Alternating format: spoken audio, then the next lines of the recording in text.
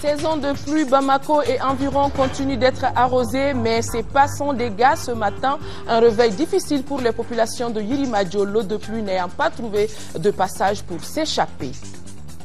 Divagation des animaux, le phénomène, une bien triste réalité dans la capitale. Pas de jour où ces animaux ne se rendent pas maîtres des voies publiques. Une situation plus que gênante. Nyanya Aliou Traoré a enquêté. Chronique santé du jour, la mauvaise répartition des dents sur les mâchoires, trop sur la mâchoire. On parle d'encombrement espacé, on parle de diastème et l'inconfort que cela crée a intéressé l'œil de l'équipe de Focus Santé. Nous sommes lundi 9 juillet, mesdames et messieurs, bonsoir et bienvenue à ce journal. En ouverture de ce journal, la médiation CEDEAO dans la crise du Mali, les ministres Djibril Bassolé du Burkina Faso et Ali Koulibaly de la Côte d'Ivoire ont été reçus en audience par le président par intérim Dionkunda Traoré. Dépêchés par le mini-sommet de Ouagadougou, les deux émissaires à Paris donc pour remettre une copie du communiqué final du dit sommet. Plusieurs questions ont été abordées au cours de cette audience qui aura duré plus de 2 heures. Nous reviendrons sur cette audience dans nos prochaines éditions avec notre correspondant permanent depuis Paris, Makamfi Konaté. Le Premier ministre Cheikh Modibo Diarra est dans une disposition d'ouverture du gouvernement aux forces vives de la nation depuis la rencontre de Yamoussoukro en Côte d'Ivoire. C'est qu'a déclaré le ministre des Maliens de l'extérieur et de l'intégration africaine qui a pris part à la rencontre du groupe de contact de la CEDEAO sur le Mali, rencontre tenue ce week-end à Ouagadougou. Traoré Rokia Guinguiné revient également sur les recommandations issues de cette réunion de la CEDEAO. Elle est au micro de Amadou Sankaré. Conclusion, premièrement, il souhaiterait que l'on fasse une ouverture du gouvernement pour intégrer toutes les forces vives, pour aider le gouvernement à mieux s'occuper des deux objectifs, récupérer le Nord et organiser les élections à la fin de la transition. Deuxième recommandation, la constitution de ce gouvernement d'union nationale doit se faire avant la fin du mois. Le gouvernement, mais je vais ajouter que le Premier ministre, chef du gouvernement, était déjà d'accord avec cette disposition au sommet de Yamoussoukro. Il en a convenu avec les chefs d'État et de gouvernement. Il est dans cette disposition et ça fait partie du message que j'ai porté à cette rencontre. Autre chose, en ce qui concerne la sécurité de la transition. Le premier message que j'ai porté au nom du président de la République, du chef du gouvernement, les deux en accord voudraient que l'on accepte la centralité du rôle des forces armées et de sécurité pour ce qui concerne la zone de la transition. Alors j'ai porté ce message. J'ai dit qu'il y a un plan de sécurisation qui est en cours, qui est élaboré et qui se fait autour des forces armées de sécurité, comprenant les éléments de la force des armées, de la gendarmerie, de la police et de la garde nationale. La CEDEAO est disposée à accompagner les forces armées et de sécurité du Mali à assurer leur mission régalienne d'assurer la sécurité des personnes et des biens. Une mission technique d'observation du Mali pour venir voir ensemble avec les forces armées et de sécurité, faire le diagnostic de la situation au Mali et à partir de là dégager des conclusions. C'est à partir de ces conclusions qu'on verra quelle est la plateforme de partenariat qu'il faut adopter et dégager. Et enfin, élaborer une feuille de route sur comment organiser les élections. Puisqu'on est avec Madame le ministre, restons avec elle pour tout juste vous signaler que Madame le ministre, Madame Traoré Rokiatou Guinguiné, va quitter Bamako ce soir même pour une mission à Paris auprès du président de la République par intérim. Le Premier ministre, Cheikh Modibo Diarra, a demandé à Madame le ministre des Maliens de l'extérieur et de l'intégration africaine d'informer le président Dionkunda Traoré du déroulement de la deuxième réunion du groupe de contact de la communauté des États de l'Afrique de l'Ouest CEDEAO sur le Mali, réunion qui s'est tenue le week-end dernier à Ouagadougou. Et ce gouvernement du Mali, en relation justement avec la réunion du groupe de contact de la CEDEAO, le gouvernement du Mali a décidé de mettre sur pied un corps d'élite indépendant de 1200 éléments chargés d'assurer la protection des institutions de la République. Il s'agit aussi de répondre aux vœux légitimes exprimés dans ce domaine par les dirigeants de la Communauté économique des États de l'Afrique de l'Ouest, CEDEAO. Placées sous l'autorité directe du Premier ministre, ces forces spéciales vont assurer la sécurité du chef de l'État, du Premier ministre, du président de l'Assemblée nationale et des présidents des autres institutions de la République. Elles seront issues de la dernière promotion de l'école de la gendarmerie nationale et de l'école de police dont la cérémonie de baptême a eu lieu le 5 juillet dernier.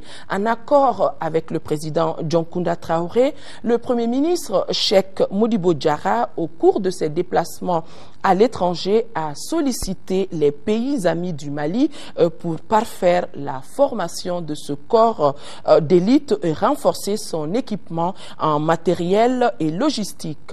Les premiers engagements dans ce sens sont positifs et le gouvernement espère voir leur mise en œuvre dans les meilleurs délais. L'actualité toujours malienne, mais à Niamey, où nos compatriotes ont exprimé au cours d'une marche leurs préoccupations par rapport à la situation qui prévaut dans les régions nord du Mali. Ils sont quelques 200 ressortissants et réfugiés maliens à battre le macadam ce dimanche matin à Niamey. Une marche symbolique à travers laquelle ces manifestants ont dénoncé ce qu'ils qualifient d'invasion étrangère du Nord Mali et exigé sa libération totale, et ce par tous les moyens. Les Maliens du Niger sont prêts à tout pour libérer le nord du Mali. Si c'est par les armes que nous devrons libérer notre pays, nous sommes prêts. Mais pour une fois de plus, nous disons que nous privilégions le dialogue et la concertation. En première ligne de cette marche figurent également des femmes. Elles dénoncent les tergiversations de la communauté internationale et émettent des doutes sur la médiation de la CEDEAO. On voit les médiateurs recevoir des gens qui se disent membres du bureau membres du gouvernement de l'ACMI et d'Azawad. Quel titre? Pourquoi les médiateurs les reçoivent au nom de l'Azawad? Pourquoi? On est contre. Cette marche sur environ 2 km a conduit les manifestants à l'ambassade du Mali où ils ont lu une pétition à travers laquelle ils appellent à la résistance. Le consul appelle au calme et prône plutôt la voie du dialogue. Nous avons au Mali, comme dans tous les conflits du monde, opté pour une résolution pacifique. Il ne faut jamais être pressé de faire la guerre. Il faut laisser au dialogue épuiser toutes ces voies de recours avant de déclencher, comme je l'entends par-ci, par-là, des déclarations va-t-en-guerre. Cette première marche organisée par l'association de la jeunesse malienne au Niger n'a pas mobilisé le nombre de personnes escomptées par les organisateurs. Ils sont en effet plus de 50 000 Maliens vivant à Niamey. Et pour être tout à fait complet dans ce dossier de crise dans notre pays, ce communiqué de l'ambassade des États-Unis d'Amérique. L'ambassade des États-Unis d'Amérique condamne les exactions commises dans notre pays. L'ambassade est profondément troublée par le châtiment corporel sur des citoyens maliens par des forces qui prétendent illégitimement exercer leur contrôle sur le nord du pays.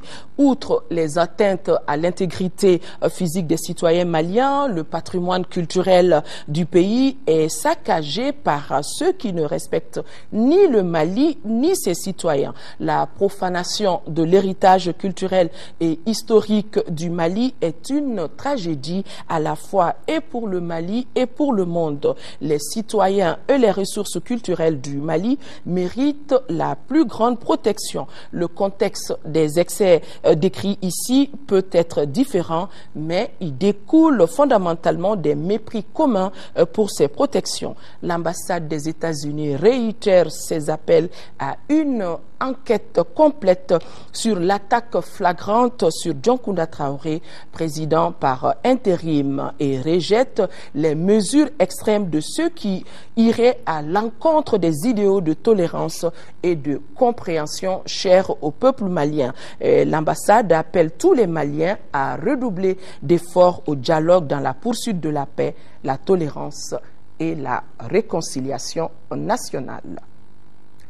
Lutte contre la criminalité, Interpol inaugure de nouveaux bureaux à Abidjan en Côte d'Ivoire. Le bureau d'Interpol pour l'Afrique de l'Ouest à Abidjan, un bureau qui couvre 16 pays, les 15 membres de la CEDEAO et la Mauritanie. Sa délocalisation à Accra, au Ghana, l'année dernière n'a pas pu se faire car les locaux d'Abidjan étaient en travaux depuis des mois. À son installation en 1994, le bureau régional d'Interpol est le premier à s'ouvrir en Afrique.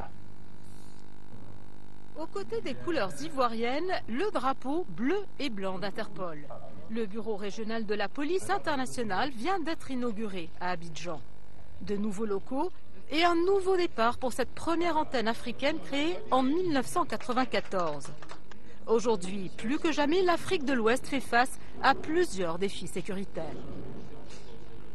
Le trafic d'armes, le trafic de drogue, le terrorisme, le trafic des êtres humains et la piraterie maritime.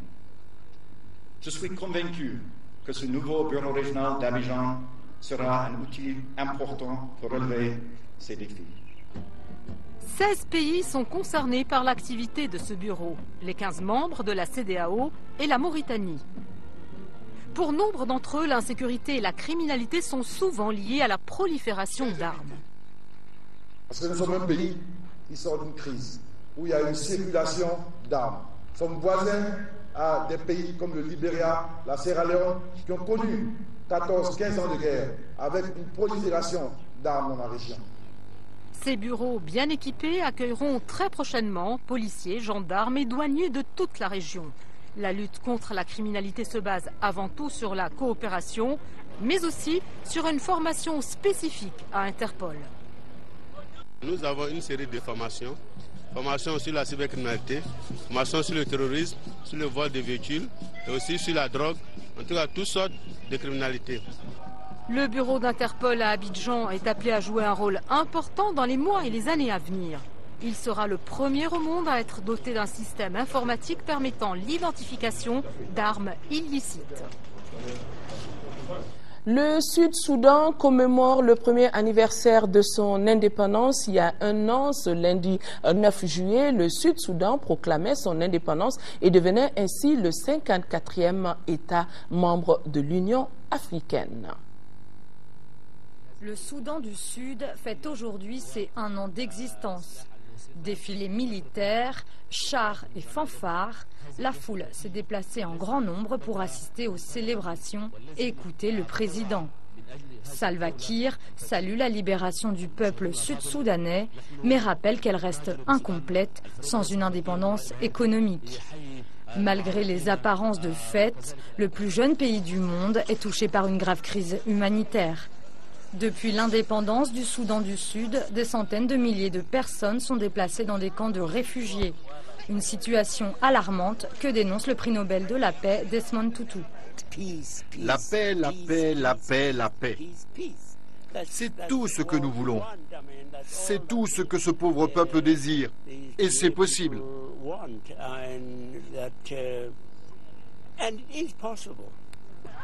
Une paix difficile à imaginer tant les combats s'intensifient dans les États du Sud Kordofan et du Nil Bleu, à la frontière entre les deux pays. L'armée soudanaise et la branche nord de l'armée populaire de libération du Soudan s'opposent sur le partage des ressources pétrolières et le tracé de la frontière. Dans ce camp de réfugiés, situé dans l'État du Nil Bleu, la malnutrition est omniprésente. 120 000 personnes ont déjà fui vers le Soudan du Sud pour s'éloigner des tirs et rejoindre d'autres camps. J'ai perdu l'un de mes enfants et tout mon bétail. Mes deux sœurs ont été arrêtées par l'armée.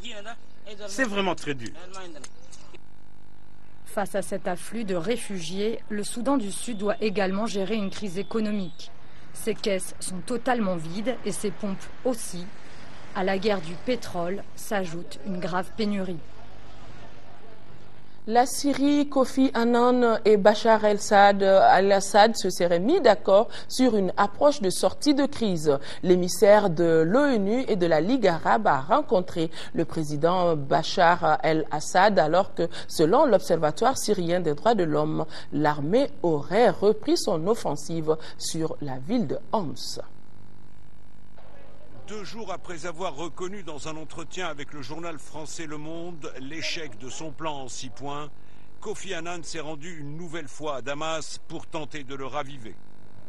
À l'issue d'une rencontre avec Bachar el-Assad, l'émissaire de l'ONU et la Ligue arabe a affirmé avoir obtenu l'engagement du gouvernement d'appliquer les points de ce plan mieux qu'il ne l'avait fait jusque-là. Nous avons discuté de la nécessité de la fin des violences et des moyens d'y parvenir. Nous nous sommes mis d'accord sur une approche que je vais partager avec l'opposition armée. Kofi Annan n'a pas révélé le terme de cette approche. Toutefois, au moment même de sa rencontre avec Assad, l'artillerie du régime se déchaînait contre la ville de Homs, infligeant un nouveau revers à cette mission impossible. Loin de retirer ses chars des villes, d'ouvrir le passage aux aides humanitaires ou d'assurer la libre circulation des journalistes, comme prévu par le plan Annan, le président syrien avait en amont de cette rencontre rappelé sa position. Un président ne doit pas fuir un défi, et nous faisons face à un défi national en ce moment en Syrie. Un président ne doit pas esquiver la situation.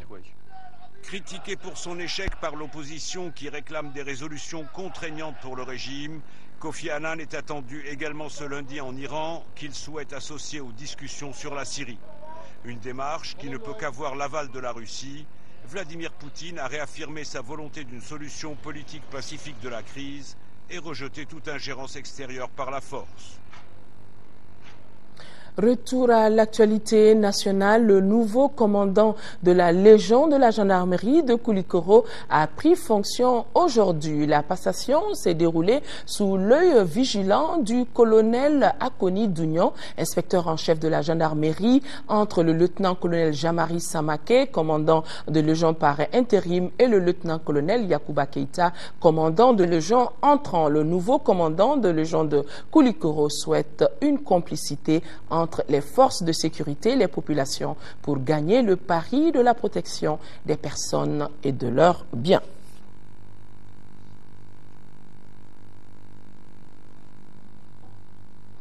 Je vous le disais dans les titres, inondations à Bamako, cette année, on ne parlera pas de mauvaise pluviométrie. Nos villes reçoivent de fortes quantités d'eau. La forte pluie qui s'est abattue ce matin sur la capitale a fait des dégâts dans certaines localités. En commune 6, le quartier de Yirimadjo était sous l'eau. Les populations prennent pour cause les constructions anarchiques sur le passage de l'eau, ce qui fait que celle-ci s'invite dans les maisons. Salima Tandao était présente ce matin. Aux environs de 9h, Yirimadjo était dans la boue après l'inondation du quartier par la forte pluie qui venait de s'abattre sur Bamako. Le commissariat du 13e arrondissement avait été envahi par cette eau de pluie qui s'était déjà retirée, laissant visible ses traces. Nous sommes à côté d'une rivière et chaque fois que le niveau de cette rivière monte, donc nous sommes inondés. Donc ce matin, comme d'habitude, nous avons remarqué l'eau qui montait. Et ce matin, quand même, tous les bureaux du commissariat ont été inondés. L'eau est montée jusqu'à 1,50 m environ. Comme le commissariat, certaines maisons n'ont pas été épargnées. On s'est vite regroupés pour aller faire un passage à l'eau devant. Avec les moyens de bord, les pioches, les pics et autres. Les enfants, j'ai appris qu'ils étaient sur le toit, c'est ça? Oui, malgré la pluie, ils étaient sur le toit pour s'abriter là-bas. Selon les habitants, l'exploitation du passage de l'eau est à la base de cette inondation. Sur la RN6, il y a un petit point à côté du commissariat qui, à mon sens, est trop restreint. Donc c'est ça qui fait que nous sommes inondés. Aussi, il y a une construction illicite. Un certain Konaté de la douane est venu barrer la voie. Il fait mener l'eau dans le ravin. Donc si bien chaque fois qu'il pleut, on est dans des problèmes comme ça. Nous sommes inondés.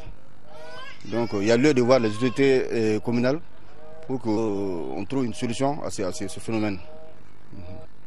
Le maire de la commune 6 s'est rendu sur le lieu pour constater les dégâts des visus. La population espère que des dispositions seront prises pour régler cette situation qu'elle vit chaque année. Autre titre phare de ce journal, la divagation des animaux est bel et bien une réalité ici à Bamako. Certes, le phénomène n'est pas nouveau, mais il est devenu une grande préoccupation dans une ville qui s'est développée et modernisée ces dernières années. La situation est plus que gênante et interpelle aujourd'hui tout un chacun, car il faut le reconnaître, les animaux n'ont pas leur place. Alors je dis bien, les animaux n'ont pas leur place sur les voies et autres places publiques réservées aux humains. Quelles sont les conséquences de cette divagation? Quelles sont les mesures qui sont prises en compte pour endiguer le phénomène? Quelques éléments de réponse dans ce dossier signé Nyanya Aliou Traoré. On se croirait en campagne, mais non, nous sommes bel et bien à Bamako, précisément à Titibougou. Des troupeaux de vaches passent la journée à fouiller les poubelles placées devant les habitations d'ici, laissant leurs bouses dans les rues ou souvent agressant les simples passants. Ça nous dérange parce que les enfants n'arrivent pas à jouer, ils font les déchets ici, on n'arrive pas à nous promener comme on le veut. En plus, les moustiques, les mouches, c'est vraiment dérangeant. Si on pouvait trouver un moyen pour empêcher tout ça, on serait au moins un peu à l'aise. Les vaches nous dérangent. En sortant à l'école, on ne peut pas traverser la route parce qu'on a perdu quoi. Ils nous dérangent, il faut qu'on trouve un endroit pour les mettre là-bas. Ce que moi je pense, on doit trouver un grand endroit, la forêt, pour mettre les vaches là-bas. Moi, mon inquiétude, c'est surtout les enfants. Le matin, moi, je serai obligé d'attendre d'abord que ces vaches-là passent pour que moi, je puisse sortir. Parce que je sais que les enfants là sont tout le temps dans la rue. Comme les adultes, les enfants sont également préoccupés par cette situation. Leur heure de jeu, le plus souvent les déventures de concession, sont souvent salies par les traces de ces animaux. Le petit Moriba avoue avoir vraiment peur des vaches.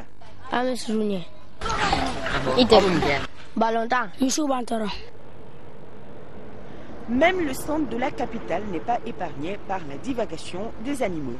À Golonina, l'un des quartiers populaires du centre de Bamako, des vaches sont laissées à elles-mêmes. Vraiment, Ali Sigler Missoubina Yeleka. Il faut gagner au bar et c'est Kobi Kelere. Bolongonona, et Kabarakero, I think Missuna to Fanga Bara de Black Abolika Boy. Not a Missoubina, ni a guerra bafo, Musuba we too. When I can. Bon, vraiment, Missi Mara raconté de Gougonaita. Nous sommes ici. Ici, c'est une zone d'habitation. Et on n'a pas besoin de l'amener des animaux. Et tout le monde parle de la divagation des animaux. Et en pleine ville, les animaux viennent, ils se montrent sur nous. Souvent, ils essaient aussi de nous agresser. Et donc, nous sommes des êtres humains. On n'a pas le droit de collaborer avec les animaux. Certaines de ces bêtes prennent la direction du grand monticule d'ordures qui se dresse au milieu du quartier et y passent de nombreuses heures. À Titibougou comme à Golonina, nous n'avons pas vu un berger à côté de ces animaux. Et pourtant, certains riverains disent qu'un berger n'est jamais loin de ses vaches.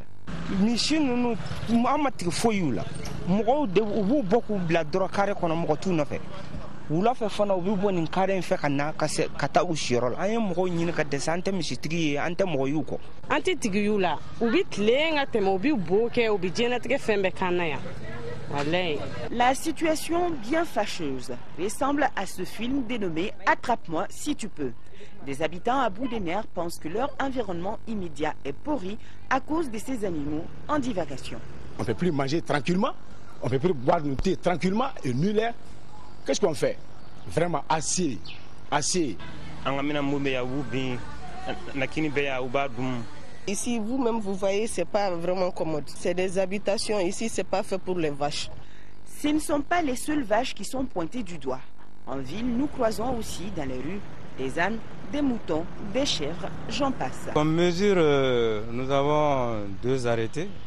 Mais ce qui nous rend la tâche difficile, il n'y a pratiquement pas de fourrière à bétail dans le district de Bamako. Il y a un manque criard de moyens appropriés, de matériel organique pour pouvoir lutter de façon efficace contre ce phénomène. En attendant des actions concrètes, les rues de Bamako continuent à être envahies par les animaux. Alors ne soyez pas surpris de voir à côté de vos véhicules ou dans nos espaces verts un chameau brouter tranquillement. Et oui, Nyanya Aliou Traoré, la divagation des animaux par ces temps d'hivernage. Focus Santé, on est lundi, la chronique santé du jour est un odontostomatologue pour parler de la façon dont les dents sont placées sur la mâchoire. Trop sur la mâchoire, on parle d'encombrement, alors que quand les dents sont espacées, on parle de diastème. Ces mauvaises répartitions des dents sur la mâchoire est source d'inconfort chez les patients. Pour en savoir plus, l'équipe de Focus Santé est passée au centre hospitalier universitaire d'ontostomatologie de Bamako, Tchessira Emmanuel Dambélé.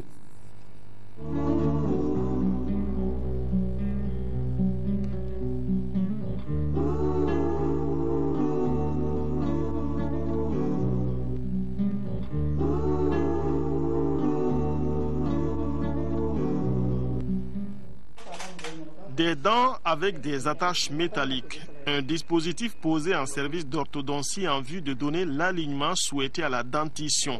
En service d'orthodontie du centre hospitalier universitaire d'odontostomatologie de Bamako, 90% des consultations se font pour des problèmes de mauvais positionnement des dents. Il peut s'agir de dents trop écartées ou diastème ou de dents paraissant comme trop pour la mâchoire ou encombrement. Des situations qui sont source de problèmes pour le patient. Les dents, c'est un ensemble au fait. Donc les dents, quand ils sont solidaires, les dents sont bien soudées, bien engrenées, les dents sont plus solides comme ça. Mais un patient qui va présenter des diastèmes, on a les dents qui sont écartées, donc isolées, et donc c'est des dents qui sont prédisposées à des chocs, à des traumatismes quand il y a un choc. À l'inverse, les patients qui présentent des encombrements, qu'est-ce qui se passe? Il y a des faces dentaires qui ne seront pas accessibles au brossage. Donc, vous vous brossez, vous avez l'impression que c'est bien fait, mais en fait, il y a des faces dentaires qui sont cachées, qui n'ont pas été accessibles. Le brossage n'a pas touché ces zones-là. Et donc, il y a des débris alimentaires qui vont s'accumuler au niveau de ces endroits. Et tout le monde sait que la carie, ça part de ces débris alimentaires.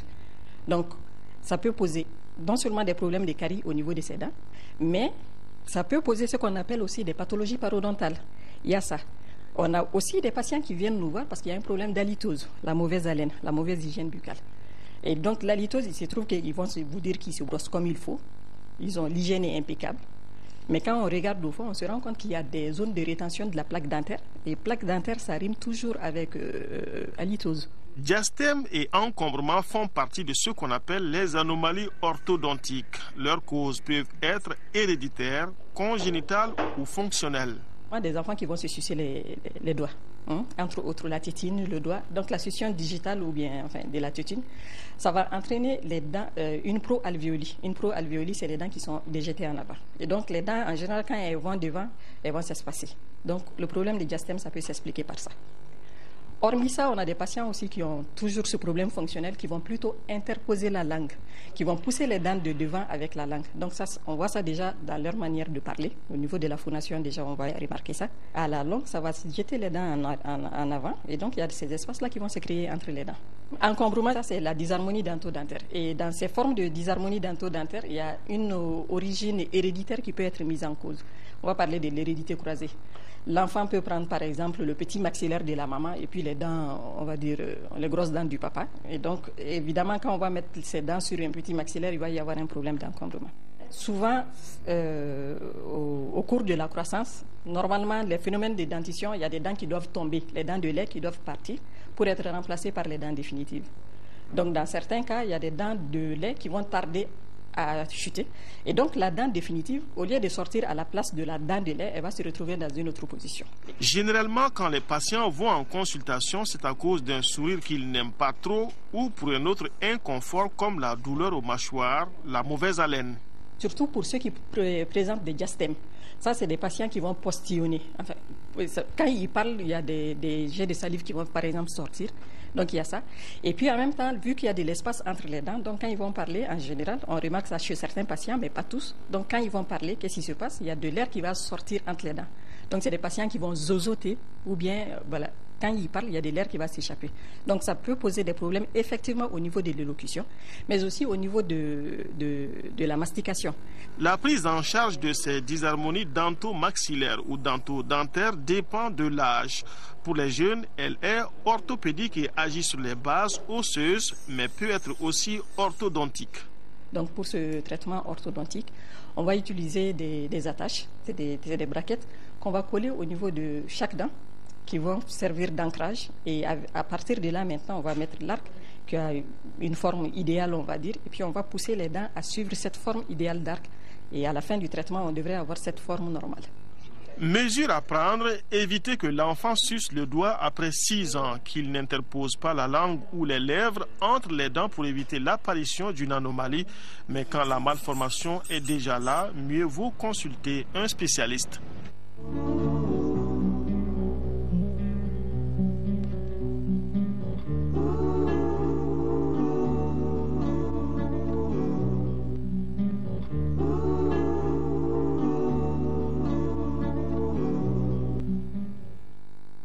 Sport, football, avant de refermer ce journal, Coupe du Mali, 8e de finale, 2 matchs se sont joués au stade Omnisport Modibo Keïta. Si l'opposition, 11 créateurs de Nyarela et le centre Salif Keïta a tenu toutes ses promesses malgré la victoire des 11 créateurs 2-1, la rencontre Djoliba AC Atar Club de Kidal a par contre été plus symbolique que spectaculaire. Score final 5-1 pour les Rouges de Bamako qui se qualifient pour les quarts de finale. Al-Jumatina. Dès le verdict du tirage au sort ayant mis aux prises le Djoliba AC et Atar Club, on connaissait d'emblée, sauf catastrophe, que les Rouges de Bamako partaient largement favoris. À ce titre, cette rencontre des 8e de finale de Dame Coupe du Mali 52e édition revêt un match plutôt significatif que sportif pour la formation de Kidal, sous occupation des bandits et islamistes armés. Je suis surtout satisfait que la Fédération malienne de football ait maintenu sa décision de faire jouer cette Coupe du Mali à l'ensemble des clubs du pays. Ce n'était pas évident au départ, mais aujourd'hui la Fédération malienne a relevé le défi. Il faudrait donc les féliciter et les encourager dans ce sens. C'est bon de participer, surtout pour la région de Kidal, où vous connaissez les événements qui sévissent, mais présentement, nous revenons de loin. On ne rêve pas les yeux ouverts, on est en face de l'Everest, du Luba, qui est la meilleure équipe du Mali en ce moment, le meilleur club du Mali. Notre objectif est déjà atteint parce qu'on est déjà au 8e de finale. C'est dans ce contexte émouvant qu'entame ainsi ce qu'on peut appeler l'opposition entre David et Goliath. Les Rouges, remenés à 99% pour la circonstance, ouvrent le score dès la 7e minute par Nouhoum Fani, qui récidive pour son doublé à la 43e minute, après un joli service de Alassane Diakité. C'est Denise Janvier Abouta, le seul joueur majeur de l'équipe première, présent dans cette rencontre, participe au spectacle rouge, avec également un doublé à la 10e minute sur penalty et à la 44e minute. Mais le plus beau but de Lubis reste celui inscrit à la 33e minute par Alassane Diakité Chaud avec beaucoup d'aisance technique. 5-0 à la pause, plus rien pour le Djoliba AC. En revanche, en seconde période, Atar Club ne se contente pas seulement de limiter les dégâts. Mieux, il réussit à réduire le score à la 57e minute par Bakaraba. Comme un symbole, tout le stade fête ses buts. Après, l'équipe de Kidal va même rater un pénalty par Bakaraba, exclu d'ailleurs pour jeu dangereux. Finalement, on en reste à ce score de 5-1 pour le leader de Ligue 1. Facile vainqueur pour le quart de finale, le Djoliba AC a désormais la tête en Tunisie où il doit jouer son match retour de Coupe CAF ce week-end contre le club africain. Auparavant, CSK 11 créateur de Nyarela est presque à l'antipode de Djoliba Atar Club. Jouant en l'élite, Centris en jaune et créateurs se sont neutralisés jusqu'à la 88e minute. 1-1 avant que les pensionnaires de Nyarela en violet blanc ne marquent le but qui leur propulse en quart de finale. Omar Segamadi Kanté, entré en cours, est passé par ce chemin au terme d'un centre parfait de Lassana Yiriba Samaki. Notons que la partie largement à la portée des créateurs, surtout au niveau des occasions au premier acte, s'est rééquilibrée progressivement par la suite. Cela est dans le jeu et dans le score. Les créateurs ayant scoré sur penalty à la 58e minute assistent une minute plus tard à l'égalisation du CSK par Bokar Keita, qui finit par s'incliner 2-1. Le CSK n'a plus que le championnat. Les créateurs, eux, peuvent continuer à rêver pour la Coupe du Mali 52e édition. Nous rappelons ce communiqué du gouvernement. Le gouvernement a décidé de mettre sur pied un corps d'élite indépendant de 1200 éléments chargés d'assurer la protection des institutions de la République. Il s'agit aussi de répondre aux vœux légitimes exprimés dans ce domaine par les dirigeants de la communauté économique des États de l'Afrique de l'Ouest, CEDEAO. Placés sous l'autorité directe du Premier ministre, ces forces spéciales vont assurer la sécurité du chef de l'État, du Premier ministre, du président de l'Assemblée nationale et des présidents des autres institutions de la République.